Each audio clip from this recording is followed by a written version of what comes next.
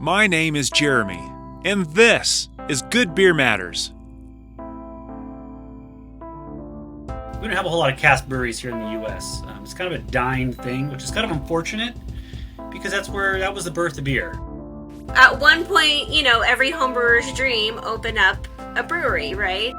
When you're doing cask, ingredient selection is key because you can't hide anything behind ice cold temperatures or high carbonation. Sure, I'd love to take a trip to Britain, find a pub, and settle into an old wooden chair with a pint of real ale in my hand.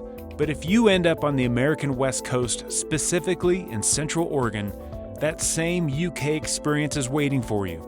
My next guests are keeping up with traditional ale and are here to remind us why it matters.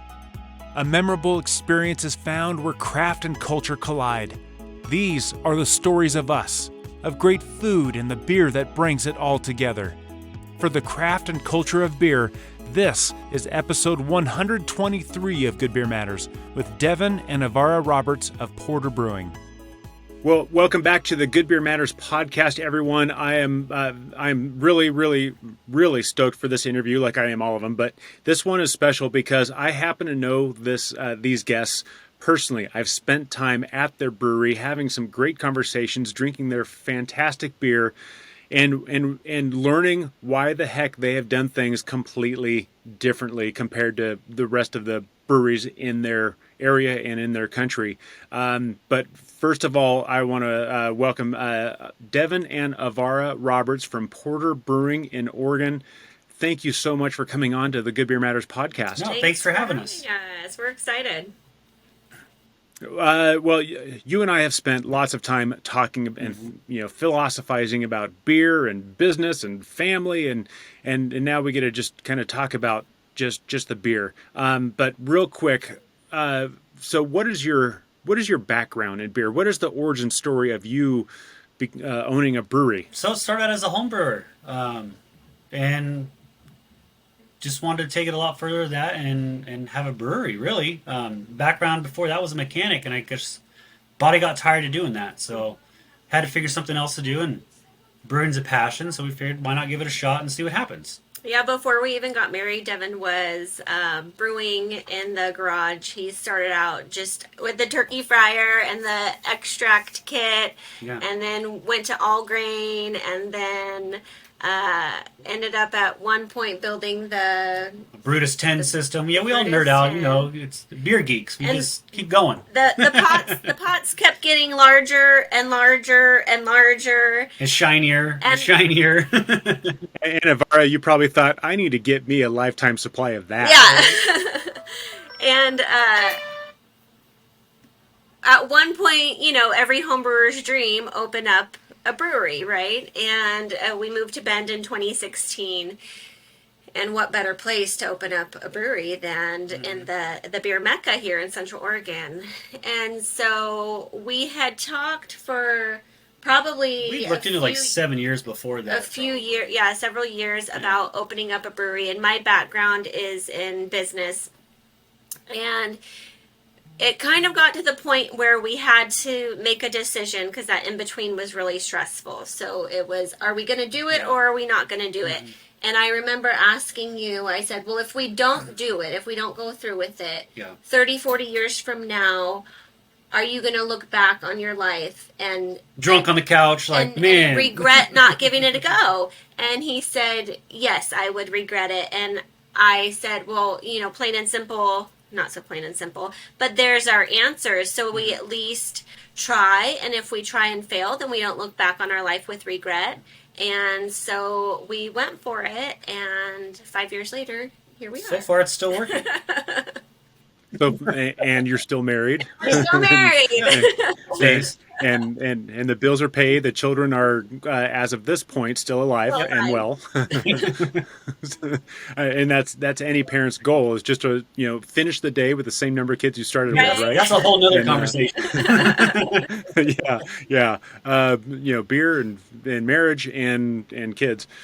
So that's why and pretty much when you started brewery. But tell us about your brewery. You have a very It's not the most unique brewery. There are other breweries that have some similarities to what you do, but not where you do it. Tell us about your brewery. So we're an all cask brewery, which in the U.S. is a bit of a rarity. Over across the ocean, in Europe and in the U.K., it's, I mean, that's just like going to any other tap room and getting a beer when you get a pint of cask. So we don't have a whole lot of cask breweries here in the U.S. It's kind of a dying thing, which is kind of unfortunate because that was the birth of beer.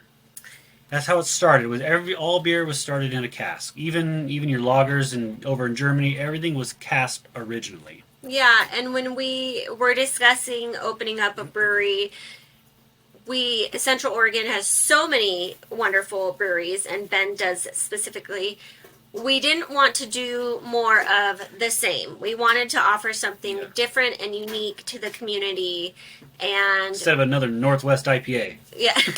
And we love cask ales, and we knew that there had to be a market and other people in the community that wanted more malt forward, traditional ales. Well, and it's also about keeping the history of beer alive, because it's historical and it's dying, and if nobody does anything about it or produces it, it's just going to go away. Even over in the UK, it's phasing out because people are going towards your ice cold lagers, or even over there the IPAs are kind of starting to ramp up a little bit more, and we're losing all that beer history, if you will. And Deven does have English roots in his family, so it is a bit of a nod to his heritage. Yeah, English and Scottish. Yeah.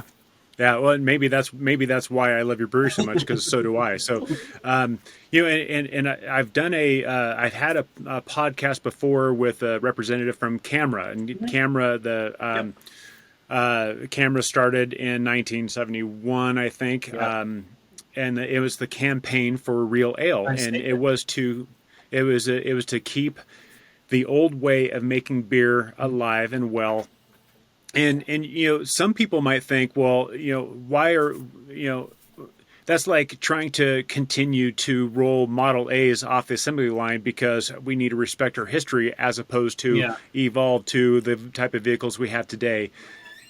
But that's not an apples for apples conversation. Mm-hmm. I mean, all beer was made this way forever until modern technology took over. Yeah. And it's not to say that beer was bad and needed to evolve past it. Mm-hmm. It's still really good in its own right. Yeah. It's a different experience. And that's what I want to get to today is it's still a legitimate, incredible experience. And that's what cask ale is. Cask ale is more of an experience where your regular draft tap is just something to consume. It's not as much of an experience as it is when you get a proper pulled pint. Yeah, and people come in and there's a story behind it, and there's the history behind it, and there's a lot of education that happens when new customers come in that aren't familiar with cask ales and what they are and why we have them. And so I think all of that kind of goes into the experience, and even watching our team pull the pints with the beer engines, that helps create that whole experience when they come into the pub. And I kind of liken it, for me, if I were to go into the average brewery and have the average beer, the average, the same old commoditized IPA, for example, to me, that's walking into a hotel and looking and just to go look at the artwork in a corporate hotel. Yeah. It's like, wow, neat image, pretty colors, and I'm good. Let's go on to the next thing. Having a cask ale is like going into a museum and actually seeing Monet sitting there painting. Mm-hmm. It's a work of art. It's an experience. I'm not a huge art buff, but I have been in certain museums around the world and just sat there and been flat out mesmerized just by a painting. And I can't explain that experience. All I know is that experience happened. Yeah. And, sitting in Madrid, looking at Picasso's Guernica, I just sat there for 30 minutes just staring at this thing, and it overtook me. That's kind of what, for me, cask ale is just you're immersing yourself into this sense of place and history and a sense of time, and it's still relevant today. That's a cool thing. Well, you get you get to experience all the work the brewer actually put into the beer in developing that beer. You know, like with your regular draft tap, because it's so cold, it's so carbonated, you miss out on a lot of the flavors that are actually in that beer because of the incorrect serving. And there's or ales, There's something to be said about, with beer, getting back to basics and tradition and culture, and you get that with Cask, and I think that that's something that you don't necessarily get with a lot of other just traditional beers. Yeah, it's funny. You brought up a good point, and I think whenever we talk about cask ale, there's always a little bit of an elephant in the room, and so we need to point out that elephant. I forget who said this. I think it might have been a British Prime Minister, decades and decades ago, that talked about cask ale, real ale, is warm and flat. Yeah. But anyone who's ever, I know, right? Collective eye roll. Luckily, we're on video now for anyone who's watching. They can see the eye roll. Like, oh my God, he just went there. It is neither warm nor is it flat. But explain exactly what that is, because there's still a lot of people think it's warm and flat. If it is warm and flat, we apologize. You've had bad cask. Yeah, if people have experienced it, they're not going to have it warm or flat at any of our establishments. But if they've experienced it somewhere else in the past and it was warm and flat, that's not how it should be. But we've had plenty now granted, people come in and talk about warm flat beer. Yeah. And granted, you're not going to pull a cask ale from the bottom of a cooler, full of ice. I mean, it's not going to be that cold. But so what does that actually mean? 50 to 55 degrees. Yeah. So actual temp, 50 to 55 degrees is proper serving temperature for cask ale and actually quality ales in general. If you kind of look up at some of the guidelines for serving ales, 50 degrees actually hits pretty much all the ale styles for serving temperature, with the exception of barley wine. Barley wine is 60 to 65. A lot of people don't know it's a lot warmer actually for barley wine. But your ales are all around 50 degrees, and your lagers are actually around 45. We here in States even serve those too cold. Yeah. Well, and just for a quick reference, anyone who's listening to this who does not exist on the Fahrenheit scale, 10 to 13. So Celsius-wise, I was going to say 10 to 12, 10 to 13. That's kind of what we want our cask ale at, right? Yep. So I think of it as, if you were sitting in the cooler having this beer, you don't need your winter coat. You just need a hoodie. Yeah. Yes. Yeah, because it's cold in there. So it's still cold. It's just not freezing cold. Exactly. Yeah. Yep. Yeah, because we keep our cellar about around, sometimes it depends on which location, anywhere from 45 to 48 degrees, depending on the location and kind of where the engines are situated, because they all run directly out of the cooler. Yeah. How long and now let's talk about the carbonation. The average beer that comes out of an average tap is somewhere between 2 to 2.5 volumes of CO2. And if anyone listening or watching, if you don't understand what volumes of CO2 are, don't worry about it. We don't need to explain it in full depth, but the average is 2 to 2.5. Yep. What is cask ale? So cask ale is 1.2 to 1.5. So it's not that much different, actually. I've been places where and had a pint and been like, well, this isn't actually much cooler than the way I'm serving it, or not that much more carbonated either. Yeah.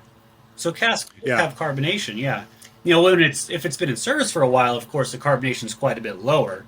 But when it starts out, it's doing about 1.2 to 1. But that's when it's getting warm and flat. Exactly. It should be cold. And a lot of people come in that aren't familiar with cask, and they think that the beer's not carbonated at all. And so we explain to them there is carbonation in the beer. It's naturally carbonated. We don't add any additional CO2 to the beer. And even natural carbonation, even if you carb up to like 2 to 2.5, the perception can be that it's in fact lower because the bubble's smaller. Smaller carbonation. You get a smaller bubble. Yeah.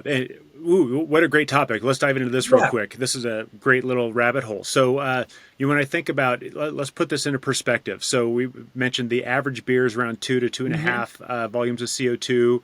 Soda can be anywhere from 3 to 4, if I remember right, Yeah. but it's very aggressive and assertive. Champagne can be up there, but so that's just the quantity of carbonation. Yeah. But we need to talk about the quality Yeah, of 'cause that's carbonation.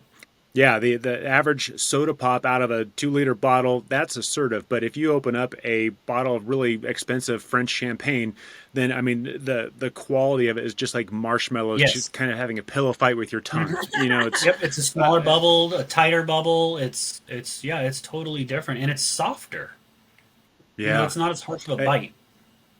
It's a very interesting experience. Kind of getting a sense of, the carbonation may be the same, but it feels different on Yeah. my tongue. I remember the first time I experienced that and had that revelation. The clouds parted, angels sang. I was like, oh, Yeah, it was super cool. it's like we carve our bottles a lot higher than we carve our casks, but they still don't come across as being as highly carved as like if you'd got a forced carbonated beer in a bottle. Even though we carve Yeah. those up to 2, Yeah. 2.5, depending on the beer, of course. Yeah, well, and I got to use your Jack Pine IPA as an example for my other podcast project talking about beer styles and British IPAs, and that's where in the style guidelines, the styles are based upon cask ale examples. Yeah. But bottled examples, they are going to tend to be sweeter, tend to be more carbonated. Yep. Again, I mean, the same beer, but from bottle to cask, it's going to be a very different Well, you experience got completely. less volume in there too, so the things age differently. Like a bottle's going to age a little bit faster than a cask is because there's just less in it. Or your hop profile is going to last a little longer in a bottle because it's sealed up a little bit better. So it's not flat, it's effervescent, and it's not warm. It's cold. cellar Yep. temp. Cellar temp. It's cool. It's not cold. It's like the bottom of the ice chest, top of the ice chest, sitting in a cold room somewhere. It's probably the same temp you ideally want your red wine. It's somewhere in that ballpark. Yep. So it's not cold, but it's not warm either. So we got to geek out for a real minute, but I want to jump back up to real high level. To your knowledge, how many breweries in the U.S. are cask only? I'm not 100% sure. I know I can think off the top of my head. I can think of 2. One for sure, and that would be Machine House. I'm pretty sure Machine House is. I think they're all cask in Washington. Is Machine House cask only? I think so. I'm not 100% on that though. But and then Yorkshire Square down towards L.A. I know they do a lot of cask, but I don't. What about Hogshead? I don't know. I don't think Hogshead in Is exclusive. Colorado is exclusively cask. Yeah. And so this is an important point. There are a lot of breweries that dabble in cask ale, but that is a science that is more importantly an art unto itself. Just to be a cellar person for that type of thing is a very different skill set. It's a lot more work. So it's a lot more work, as you can attest, because I think when you and I first met, you didn't have quite as much grit as you do now. But Yeah. That's true, Joe. That's true. but who am I to talk? It's a different skill set, but there are some really great breweries that dabble, Yes. and it's wonderful to try these beers that you know and love from the bottle, the can, the tap, and try them on cask, and it's surreal to see the difference. Yeah, like we did a collaboration with Ben Brewing, who we're right next to in our Ben location, and we did a we called that Distance learning. distance learning. We did a kind of an old style English IPA, and aged it on oak to kind of give it that kind of old flavor. And we served it on cask, and they served it on draft. So it was kind of a fun experience. So customers could go across the walk street, back and forth. have the same beer, but serve 2 different ways. Yeah, it was really But it's cool. the exact same beer. Yeah. And so did you guys collaborate in telling each other, it's like, okay, taste this, now go down the street and go have another beer? We would send people back and forth. Yeah, it was a good learning That's experience fantastic. for people. Yeah. They could. That's fantastic. Same beer, but you get different flavors. Yeah. kind of along that same note, there's not a lot of breweries who go all in on cask and cask only. But what about either beer competitions or, more importantly, beer festivals that celebrate cask beer? Where do you find those? We've done one in Portland. We got from Away Days Brewing in Portland. I think they also partner with, if I remember right, the Toffee Club, which is a soccer bar in Portland. The owner's an English guy. That was a lot of fun, actually. We sent some beer up to them, and it was a pretty good festival. We missed this year's just because timing wasn't right. But there's one in Oak Ridge. I think they do a cask festival. Yeah. But there's not a lot of them, just because there's not a lot of people that do it. Yeah. It's they're hard to find. Or when they do something weird with it. And I think part of it is the consumers are no longer primed to seek out cask or to understand cask or to appreciate cask. Or they just don't know because there's not enough. Well, in fact, and this is not a an American only thing. I mean, cask ale struggles in England, hence why we have CAMRA, the Campaign for Real Ale. But I think a fair question is, why the heck are you trying to preserve it? Why are you trying to go against the grain? Because it's what I do. I just I don't like being, because nobody else is. Nobody else is. Well, and that was the thing, is I was looking around when we were opening. I'm like, how come nobody's doing cask? You can go to the shoots once in a while and get a cask here and there, but nobody was doing it. Like, and they do a good job. I gotta admit, they do a good job. But I'm like, this is a beer forward town. Everybody loves beer. A lot of beer connoisseurs, and there's not nobody's doing real cask. I'm like, why not? We like a good challenge, you know that, Jeremy. Yeah. You have Monkless, and you have a few other places around town that really niche down and have something that they specialize in. You have to in this market, and that's what we wanted to do. Bend didn't need another IPA brewery. They didn't need another sports pub. No. They didn't need any more IPAs. There's a huge market for that, and they do well here, but I feel like the town needed something different, and we wanted to bring the forgotten back. Yeah. Really. Well, and frankly, not just the town of Bend and the area of Central Oregon, the state of Oregon. Yeah. I mean, the entire country, and I'd even, by extension, talk about the whole world. I mean, this is how beer used to be everywhere you went, and now it's hard to find, and it's a shame. Yep. No, it really is, because it's a wonderful experience to get a really nice pint of cask. And so you are trying to revive it and spread out that knowledge just because it's there. Same reason why they first started climbing Everest because it's there. It's there, yep. Right? Why is that important to you? It's just beer history. I mean, I think, especially in this day and age, we kind of steer away from our history and all that stuff, and kind of just keep looking forward instead of remembering some of the things and the way we got to where we are and whatnot. And it's like wine. Wine hasn't changed in a really, really long time. So beer shouldn't be forced to change either. We should preserve some of that, because you're missing out on a whole experience. And I really think that we've been on this whole kind of hoppy beer kick for so long. Not to say that you can't have hoppy cask ales, but we really gravitate more towards the malt forward and balanced and very traditional. And I feel like somebody has to offer that, and so why not us? Because there's a lot of people out there that still do like, all those beers. There's hundreds of beer styles, and it seems like lately all we're focusing on is pretty much one individual style, and that's the IPA. There's different variants of the IPA, but they're all still just an IPA. At the end of the day, it's an IPA. Yeah. And we get a lot of people in that say thank you because they like the other styles, but they drink the IPAs because that's all that's available. And I also think that, Deven's heritage was a bit of a driving force in doing what we do, too. Us Scots, we don't like being told what to do. Yeah, there's a joke about that I can't say in the air because it would require a cuss word. But hey, but you probably get the punchline as it is. For me, I think about these days different generations or even non-generation, just the consumers. We want what's new. It's kind of bred into our mindset. We want something new. We want to constantly be dazzled with Hmm. something new and shiny and exciting. But at some point, if I were to make a parallel to music, at some point we're kind of done listening to what's on the radio or streaming. And at some point, we have to go back and listen to Led Zeppelin Yeah. or Steve Miller Band or Ohio City Players or James Brown Yep. and go back to, for a lot of To things, the the root. Yeah, source, the source, to the root, and the go, influence. oh yeah, that was has anyone listened to this stuff? This stuff is amazing.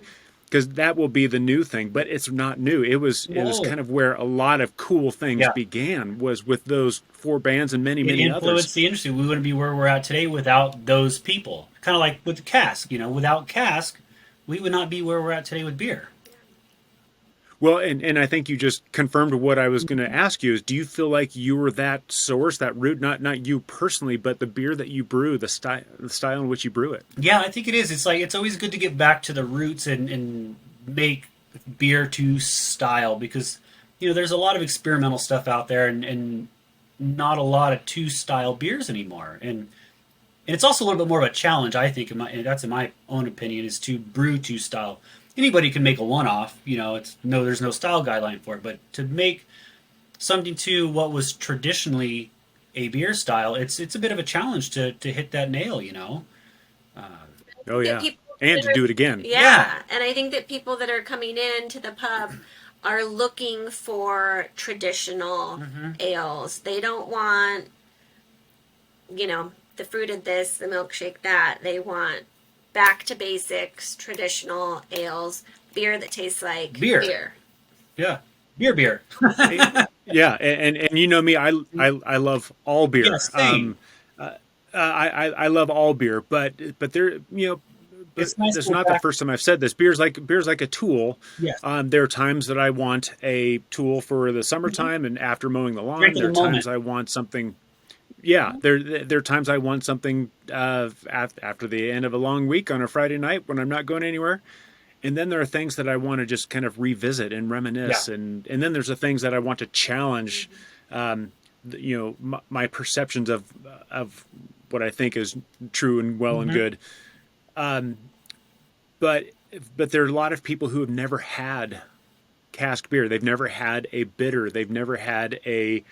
They've had a brown ale. Maybe they've had a British nut brown, but they've never had a London style brown. Yeah, they're all different. And they're all Hmm. different. And maybe they had, just because some brewery slapped this category name on this can, but in a competition it would not stand up to the style because it's not. You can call it whatever you want, but it doesn't mean it's true. Yeah. What you guys are brewing is true to style, and it's a great example for people who want to go back and say this is how it used to be. Yeah. This is why we are where we are now, because of beers like this. Yeah, we have a lot of like British Scottish customers that come in and they get a pint and they're like, this reminds us of home. This is exactly what I Oh drink at home, wow. or something. Oh, this is better what I get at home. I'm like, well, I'm using all your ingredients. But yeah, so it's exactly what it's supposed to be. So you just brought this up. Talk about your process and where do you get your ingredients? Where do you get your equipment?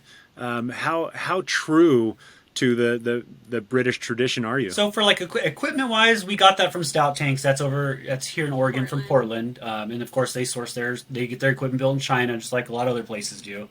Um, Yeah. but most of our casks, it's a mix. We have some from Ireland, we have some from England, some from France, some from China, because that's where a lot of that stuff's built. It all kind of varies. But as for ingredients wise, yes, probably 97% of all of our ingredients come from the UK. And it's just because And why is that important? it's because they're all heritage malts. They brewed with a very specific malt like Maris Otter. Most people know what a Maris Otter. That's it's a heritage malt. It has a very specific flavor profile, and when you're doing cask, ingredient selection is key because you can't hide anything behind ice cold temperatures or high carbonation. So ingredients is like your number one. You have to really go above and beyond on your ingredient selection, because if it's not right, the beer's not going to taste good unless you ice it down and jack the carbonation up so you can hide some of those off flavors and it will not. Because I've done some of this stuff with American grain, it just doesn't come out the same. Well, and that's the thing. There are a lot of great local places to yeah. source ingredients. Mecca Grade, for one, is a local for us. Fantastic. Yeah. Seth and what he does over there, they're really great people, and they do a fantastic job. But for what we do, it wouldn't be as authentic. Yeah, because we're making English, Scottish style, and Irish style beers. So I mean, that's kind of like making a French dinner, but getting all your ingredients from the Hispanic aisle. It doesn't work. Yeah. I mean, you're trying to make a really good stir fry, but you're using spaghetti noodles. Yeah. You got to use the right ingredients for the right meal, the right thing that you're To have it be right authentic. outcome. Yeah, to be if you're trying to go authentic. It would be, it would be a lot cheaper. We could save a lot of money using. Could still make a great beer. American ingredients, still make a great beer. But for us, it's more important to have it be traditional and authentic. Yeah, like your ESBs. I can't use an American hop because American hops are generally more fruity, they're more piney, they're more citrusy, a little more tropical. Where your English hops, they're all earthy, spicy. They don't have a lot of those other citrusy kind of floral notes that we have here in the U.S. in our hops. So it wouldn't be an English style beer anymore. Now it's an American style beer because it has that American flavor profile. And just because you brewed something with the idea of I want to brew a strong British bitter, yeah, but I'm just gonna get whatever ingredients I can. I'm a home brewer. Let's say I grab the basic ingredients from the local homebrew shop, but I want to brew a strong bitter. I can slap that name on it all I want. Yeah. Doesn't mean it's not the accurate. style exactly. Or like another example, you got all the great ingredients, but you used a Hefeweizen yeast. Well, it's not a bitter anymore. The flavor profile's not there. Well, what about the equipment used in the bar, the beer engines themselves? Do I recall correctly that those are direct from England? They're all as well? from England. Yeah, there's a couple of I think there's one manufacturer here in the U.S. and the quality is just not the same. I mean, England's been making beer engines since I don't know. They were England. Yeah, the ones here at the cellar all came out of old pubs in the UK, and some of them even squeak. We're like, see, super authentic. Yeah. They even squeak when you pull up. And they last forever. You just put new seals in them. I mean, it's a pump. Yeah. You just rebuild them and put them back into service, which is kind of nice.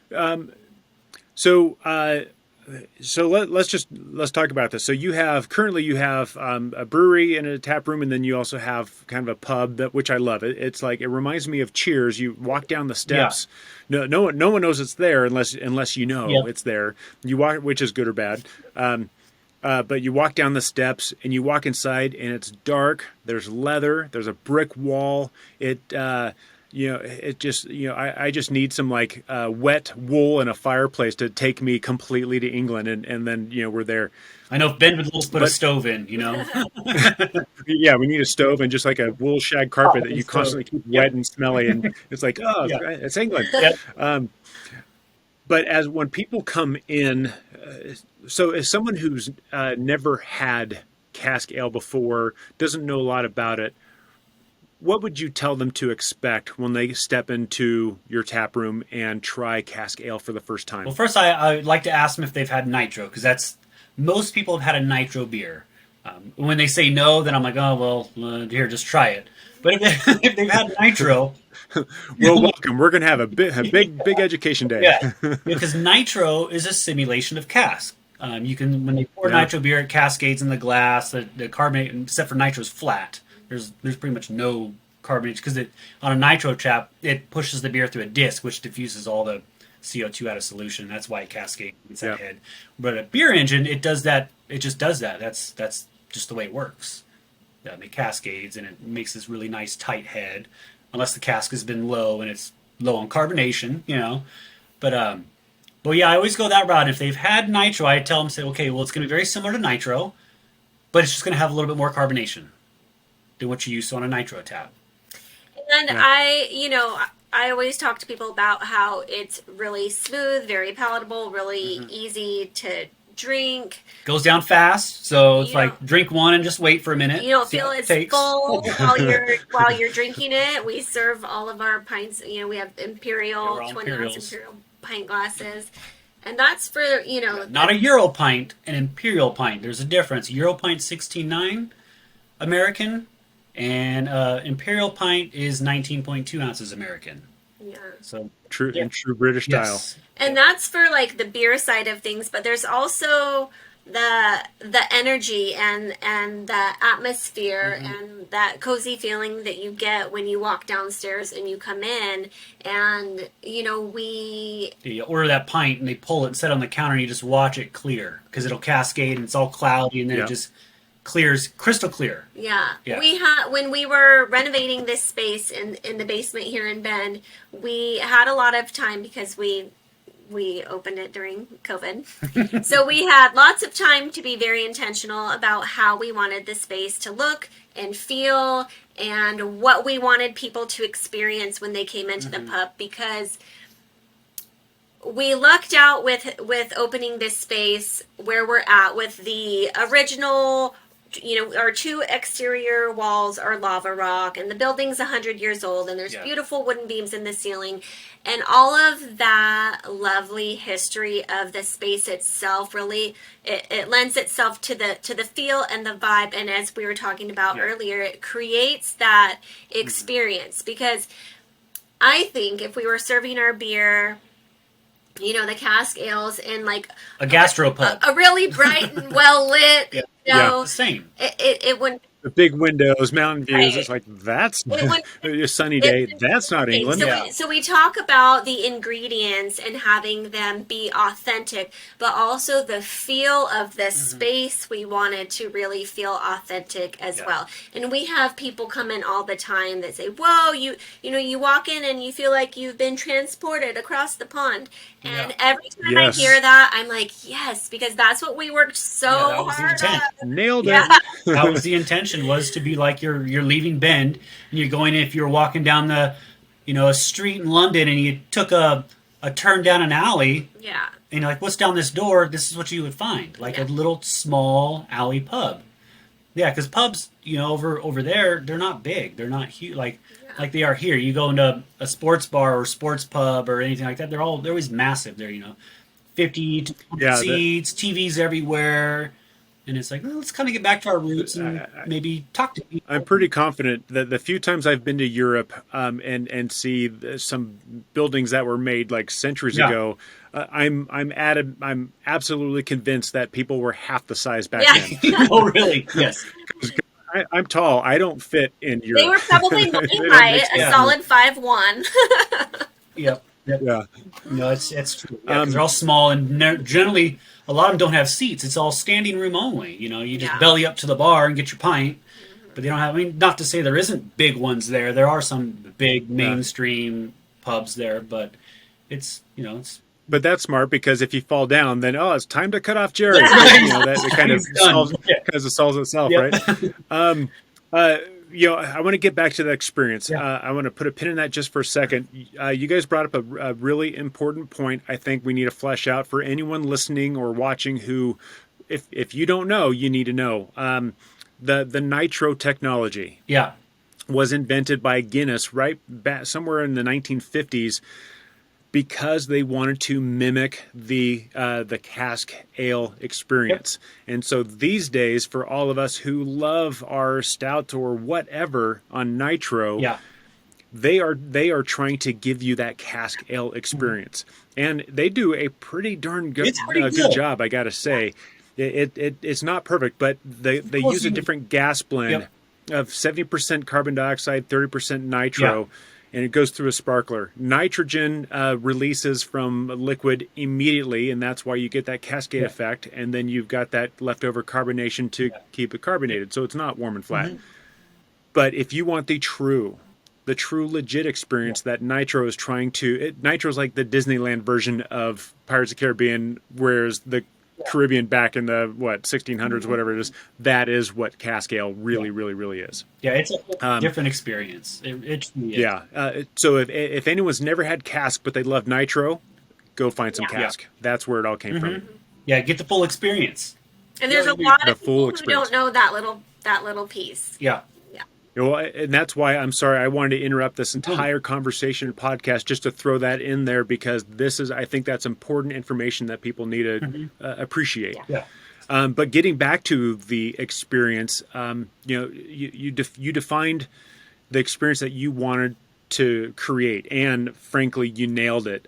Because every time I go in there, I feel like I'm jolly old England. But you've also, not only do you have this space, not only do you have this beer and the beer engines. I mean, watching you guys pour a beer is an experience because it's not like anything else. And it's not something you can teach verbally. No, it's something. It's all feeling. You can't just tell somebody how to pull a pint. You can explain it verbally, but it's you all really by- got to get the by feel for it. And all the engines pull different, so it's like you get used to. You're like, oh, this one does this one does that, but it's a feeling. You just got to get the feeling down. It's experience. Well, and I'm going to put this on air to put the pressure on you guys, but next time I'm in the area, I need to stop by before you open so I can. I've never pulled a beer engine, so forgive me. I'm going to invite myself over to your pub to pour a beer. I'll pour you a beer for a change. That sounds good to me. Yeah, put your feet up, Avara. You need to relax. But that beer, you've created this multi-faceted beer experience, and then you took it a step further. Last time I was there, you made me a delightful meat pie that you guys also make from scratch to really fill out the multi-sensory experience of being in England back in the day. Yeah. Tell us about that. Yeah, and those are traditional hand-raised pies. So those aren't born in like a pie tin. You actually have to shape them up on a pie dolly and get them to stand up. They're cooked not in anything, just on a tray, and and that's something that's dying over there too, because those are very labor-intensive to make. They are. So let me tell you first that All the old ladies are the only ones still make them. Yeah. And Avara. and me. So the pie team. Different category. Thank you, Jeremy. We have a 4-person pie team. It's myself, my mother-in-law, my father-in-law, and my mother-in-law's best friend. And so we do probably close to 200 pies a week at least. All by hand. All by hand. And it is labor intensive, but the authenticity of it and the love that goes into every single one of why those it tastes so pies. Yes. Love and swear words. Only sometimes. I feel like if we didn't do it that way, they wouldn't be as good, And so we knew we wanted to have food here at the cellar. We had decided pretty early on that we wanted to do pies. We actually were going to partner with a local gal who ran her own pie business, and then for that didn't work out just because some state regulations. Legalities, So Deven's mom was really a champion in this, and I knew it wasn't something. I don't have a background in food. I really didn't cook at all until I met Deven. My mom was a baker. There's a long Okay. It dates back to the pressure was on. Yeah, my great grandfather was a very well known baker in England. Yeah, he baked for the Queen of England and Winston Churchill. He did Elizabeth's wedding cake. Yeah. and Winston Churchill's 60th birthday cake. Yeah. So that's Wow. yeah. Yeah. Long line of bakers. Yeah, so, Devin's mom really was like, no, we can do this. And I'm like, oh, okay. But she held my hand the whole way and made it happen. And so, Devin and his mom and I have come up with all of the recipes that we have. And we have a lot of fun doing it. It's a fun time. And in the beginning, we thought, we'll sell a few pies a day. We didn't really... Maybe 30 pies a week. We didn't think that we were going to be slinging pies like all day long. Yeah. And so that was kind of a fun surprise. Mm-hmm. But the pies go so well with the beer, and it helps create that whole experience. Yeah. If we were like serving pizza, it would not be the same. Well, and that's also one of the reasons we want to do the pies, because you can kind of go anywhere around town and everybody's menus are very, very similar. Everybody's kind of doing a lot of the same stuff. Yep. You can get burgers and fries. Food. You can get, so we wanted to bring something totally different to the community. That being said, we did want like fryers and the whole full gourmet kitchen, so we could do the fish and chips and Scotch eggs. Oh, yes. Shout out to Horse Brass for having the best mustard around. And Scotch eggs. The mustard that you get with their Scotch egg is just so good. Yeah. But we're a small space here, so we just can't. It's so tiny. Yeah, but to have a really good British bitter with those, particularly kind of a malt balanced but slightly malt forward beer with the British style hops, and that's a key ingredient in this, paired with a Scotch egg, is an incredible it is day. It's just like after that I'm like, I'm good. I'm going to put my feet up. This is all I need. Yeah. So real quick, with all the care that you guys put into creating these beers, these pies, this sensory experience, this sense of place. Mm-hmm.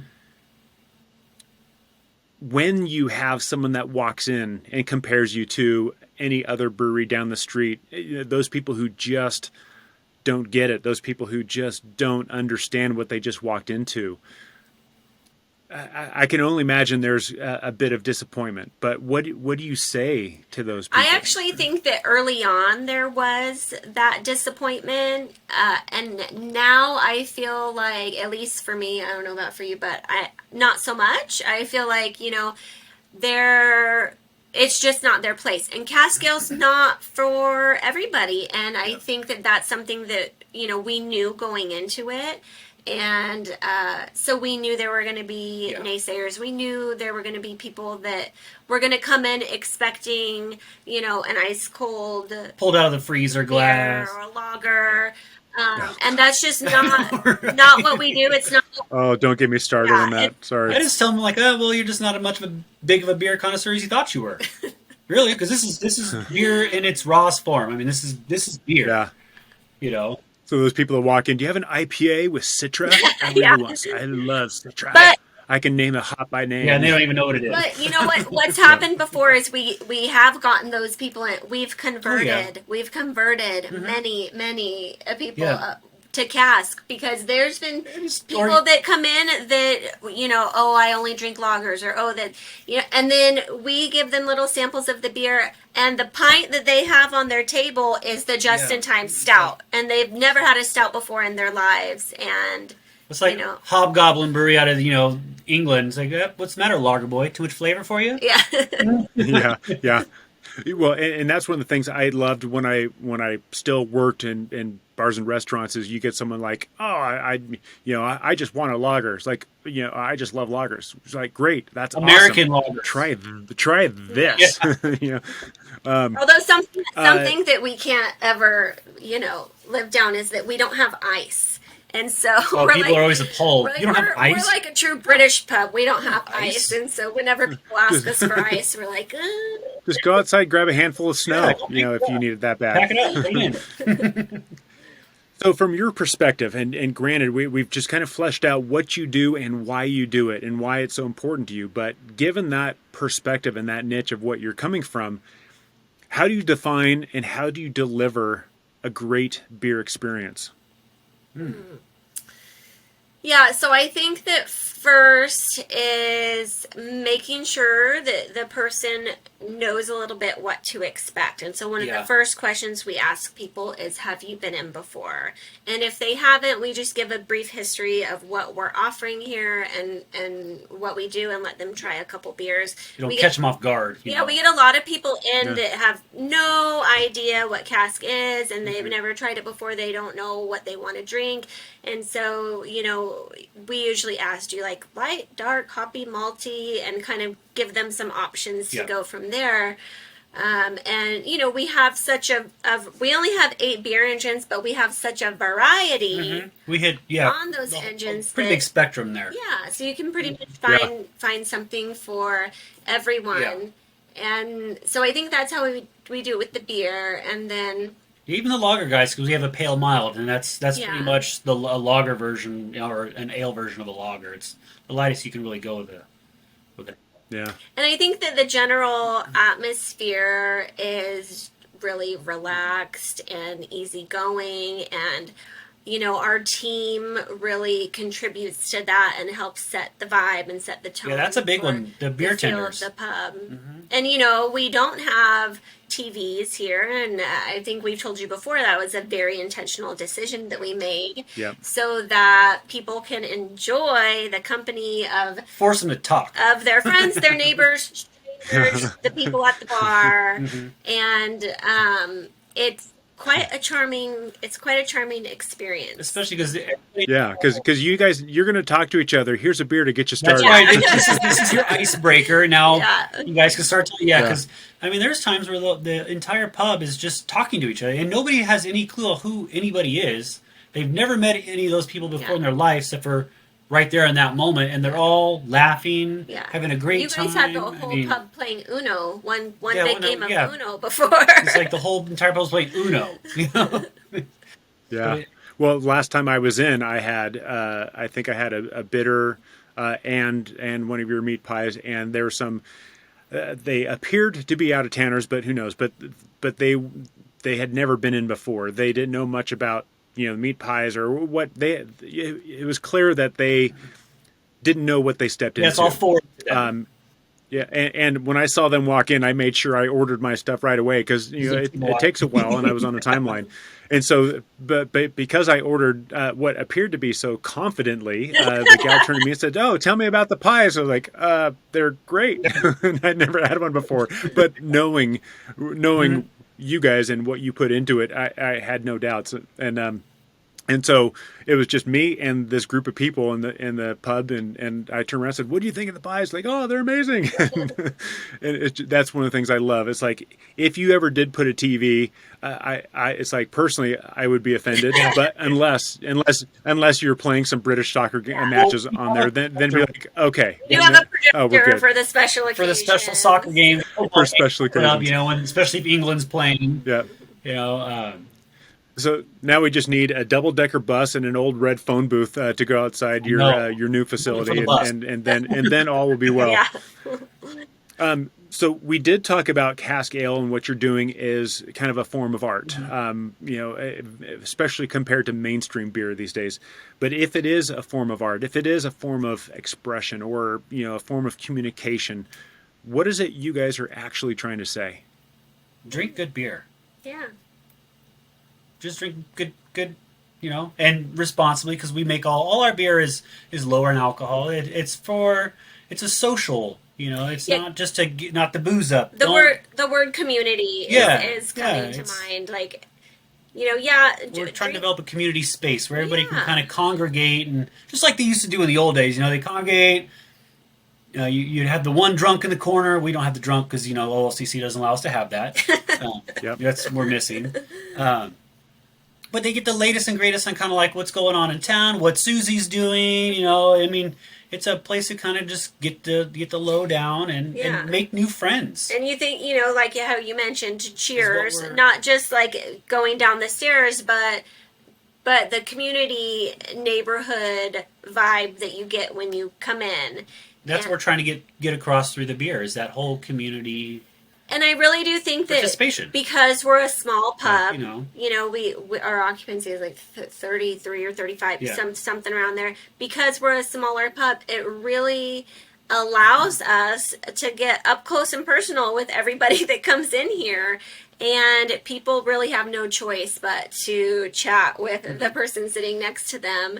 And Well, and like with the beer, it's just trying to get more of the flavors to come out. You know, there's not, yeah, because a lot of this, you know, sometimes you go get a beer and you drink and you're like, okay, that was a good beer, but it didn't really do anything for you. Like it didn't spark memories. It didn't spark, you know, it was, oh yeah, okay, that was like, you know, drinking a glass of water. It's a good beer. I'm done. I had somebody told me, it was an old neighbor. I gave him a red ale, and he had a really good description of that red ale because for what it did for him, because for me, it's a good beer. You know, I like it. It has all the flavor notes it's supposed to, but it sparked it painted a picture for him. He said drinking this red ale is like going down to the river. The sun's just coming up, and it's just cresting over the river. You're starting to get that glisten across the water from the sun. There's a little bit of fog and steam starting to come off the river because everything's starting to warm up. The bugs are waking up. The birds are starting to chirp. He said that was what that beer did for him. It gave him that experience just from drinking that beer. Was that Nate? That was, yeah, it was my cheers, neighbor, Nate. But that's kind of what we're trying to. We're trying to paint pictures for people with beer. It's because there's so many flavors in there. So we can spark memories through flavors. That's a really big. You drink something, and it brings you back to your childhood. So we're trying to, with all and serving it the way we do. You do get all these different flavors that you wouldn't normally get pulling it directly out of the refrigerator or out of that ice cold tap. You just generate experiences and not. There's no intentional experience behind that. It's just it's a tool for you to develop your own experience with and what it sparks for you. And it can even be, and we've had people come in, but when you're just like.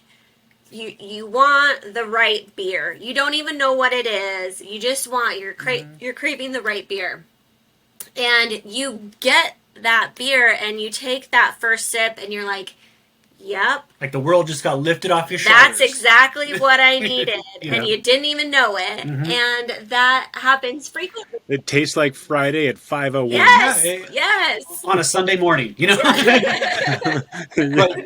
that's exactly what it's trying to just generate an experience, and it's not. There's no direction that we are really trying to point somebody in. It's more than just the beer. Mm-hmm. It's more than just the beer here. It's the experience. Yeah.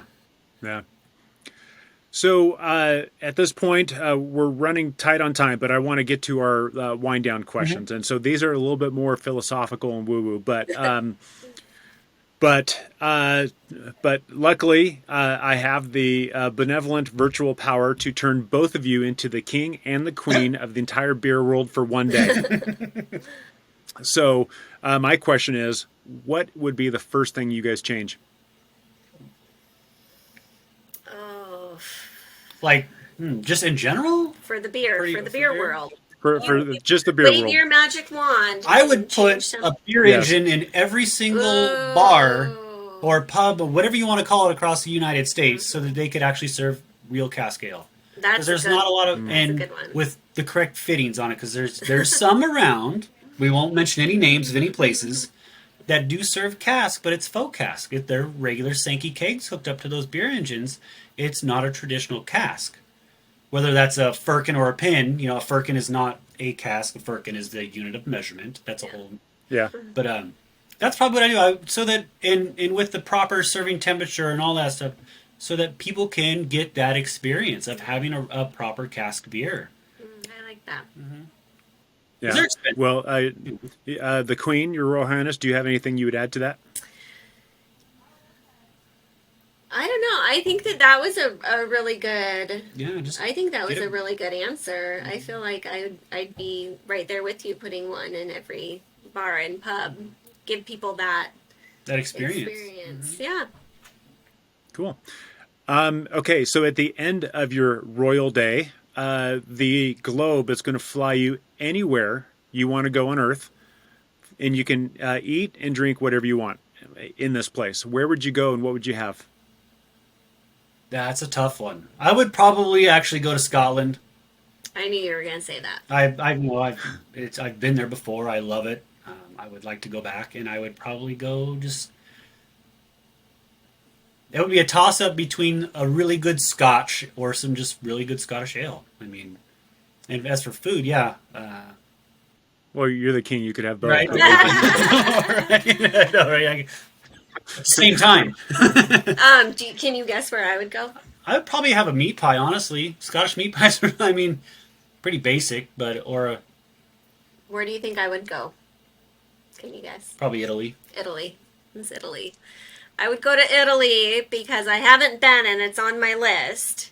And I would try.